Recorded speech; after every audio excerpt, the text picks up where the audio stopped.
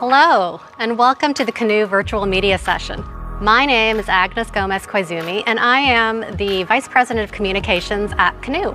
So today we have a really special treat for you. In fact, I'm so excited because we are going to be unveiling for the first time ever our pickup truck. This is designed for many different use cases. We designed from the inside out and then the outside in.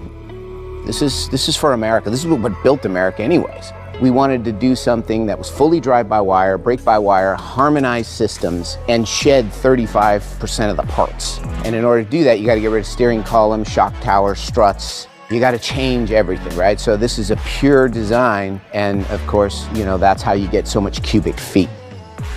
It's the size of a small pickup and has the payload of a full size. We wanted to have a masculine look as well as a sleek and sexy design, and it be totally different on the utilization of space. This is amazing. I didn't know what I was going to see today, but I can tell you I'm blown away. That was our dream, to make sure that we had a vehicle that brought a truck to the market that just really shocked people, just from the visual and then to the functional. I see so many different, unique consumer use cases in this vehicle, and you know, most of the time what I've seen in vehicles, they're built one thing, one size fits all. This seems like there's so many different types of business people or working people or consumers that could adapt what I see here to their own lives. I wanted to be a part of a design structure that was designed not only for the first owner, but for the second and the third owner.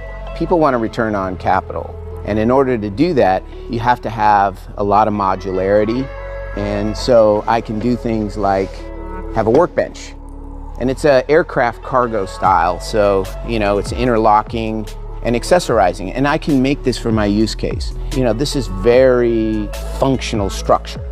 At the same time, maybe I want to put a camper shell on this and have access through the cabin to the cargo area. And of course, it has a full roll down window. Let me show you one use case that I think is pretty powerful. Let's say I'm a catastrophe insurance adjuster, or I'm a plumber or an electrician or whatever. My tools can go in here and my batteries are charging automatically because this is a power plant, right? And so I got the ability to have a workbench here. Or if I'm front gating at my favorite event, I've got a bar here. You know, I've got power plant here as well. So I have plugs, USB, mini USB, whatever you want. These are all accessorizable. So again, taking that concept about, you know, let's build something that people can personalize rather than we're building it to industrialize. So you can have workers with a table saw over here, and you could do that all day long and you wouldn't hit 10% of the battery life. That's amazing. Looks like I can rack up all my gear inside of there and I don't have to take it out at the end of every day. I can just, it's charging and That's 28 minutes a day. And so what we wanted to do is give that time back to the company and to the people. So that's just one example of a use case. Another one is the way you can ingress and egress out of the vehicle, which is really important. Can I grab a seat? Yeah, please sit in it. Now notice how you're not like snaking in around a steering column. When you don't have a steering column, you can push things forward and you can give them a bigger space. And that bigger space becomes super functional. And I can personalize this. I can run bucket seats. I can run a bench seat system. I can run a 3-seat system. Again, the driver is very far forward, but yet he's in the safest bubble zone. These are like similar to our approach on the delivery vehicle. These are designed for you to put your accessories on. You know, if you're a guy that you want to use a big cup, a small cup, you can buy the accessory for what you need. In addition to that, this is an additional secure toolbox area that you can buy an accessory to put in there, and I can keep my flashlights, my gloves, and yet when I want to take my significant other out, none of that stuff's seen. At the same time, I can get it with a full infotainment system, but if I'm a guy that has a fleet of 500 trucks, and my guys are working on it, well, maybe I want to use something as low cost as a simple Android or iOS device to be the interface to the vehicle. It's maximizing technology to allow for the utilization of space and make it for me. You know, people talk about hardware and software. They can't function without each other. Like, electrify my environment and make it very modular and mobile to me. Down below, we have a set of other toolboxes or safety boxes. I have a built-in step, but if I wanted to do something else in here, I have my first aid kit, my flashlight. Again, multiple functions, adds in structural integrity, helps me get access here. I just think about all the times I've had to put gear on top of my SUV and I'm always falling off and trying to like not kill myself doing it. This is amazing. Yeah, so we wanted something where you can gear up quick, you know, whatever you want to do, or if you want to put your equipment up here. And of course, because it's interlocking like this, you have the ability to put a ladder rack in here that could go across like this and be fastened. Again, this is just about thinking about how people use a truck. At the same time, you know, I want my wheel chocks because I like to dirt bike and I want to be able to tie down easy. The gate design is very different here on this vehicle versus other vehicles because there's functionality purposes. My slat wall comes to life. I can keep my tools, you know, keep my water, my drinks, because otherwise you're going to drop these things on the ground. And of course, here's a way to get hurt. You know, and so just thinking about keeping people as safe and strong as possible. But let's just say I got to go pick up, you know, a sheet of plywood. Well, now I need an 8-foot bed, but I wanted a 6-foot bed price. And so what did we do? We have it so that you can take this and I now have an 8-foot bed.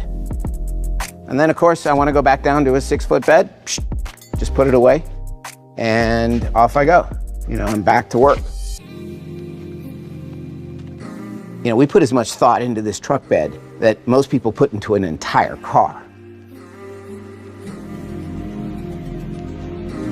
We want to be clear, when the working person sees this, they go, I can have a better quality of life with this vehicle, and I can get a return on capital. And every one of these areas is a space to create a return on capital, which is why we spend so much money to develop the most intelligent bed. Everything has multiple purposes, so the battery pack is designed to be upgraded, replaced, repaired. They're all separate cells, so you have massive amounts of redundancy. You can run this thing all day long and still go home at 35, 40% power and plug it in and do a rapid charge. Could you imagine if you just went through this Texas weather storm and you need power, you need electricity, boom, you got it. You can run it with one motor and one guy can pick it up. So take a V8 engine, you know, it's 600 plus pounds. This thing is sub 200. It's got 300 horsepower, nearly 300 pounds of torque, and I can put 2 of them in there.